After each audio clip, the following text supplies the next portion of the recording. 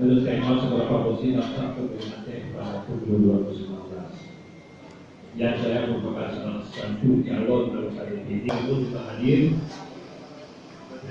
Saya pikir apa yang disampaikan oleh narasumber tadi sangat menarik dan ada beberapa hal kecil yang saya sangat.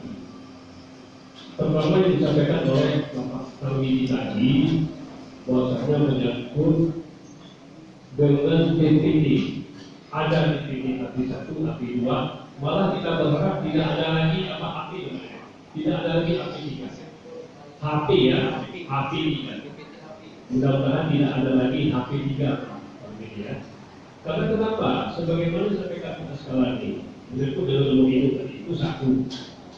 Sebenarnya kita disampaikan oleh Pak Tarwidi bahwasanya ini tidak diatur oleh undang-undang. HP menurut saya, HP itu tidak diatur oleh undang-undang. Dan itu bagaimana?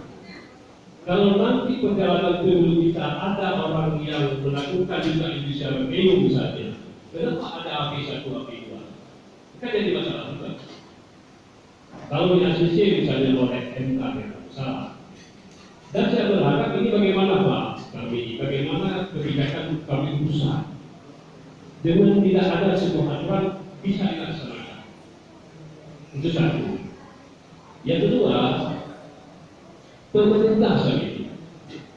Pemerintah ini apakah karena pemilu kali ini kita ada juga selain pileg, ada juga pilpres, sehingga begitu ketatnya tentang DPD ini.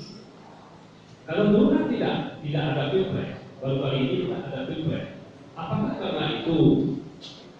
Yang kedua, ada nggak yang menyembunyikan data-data bodong tentang kependudukan ini? Ini pemerintah dalam hal itu saya pikir harus menyelidiki itu.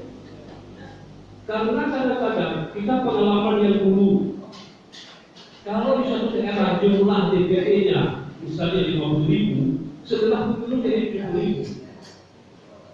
Yang dulu mungkin Pak sekali, sehingga terjadilah protes-protes sehingga sampai ke pemerintah. Dari mana ini dimanipulasi lebih kepada DPD dengan alasan ada pemilih salah satu. Jadi mungkin pemerintah dalam hal ini saya pikir perlu juga menurunkan kalau kata saya itu intel-intelnya ke lapangan. Apakah ada yang menyembunyikan DPD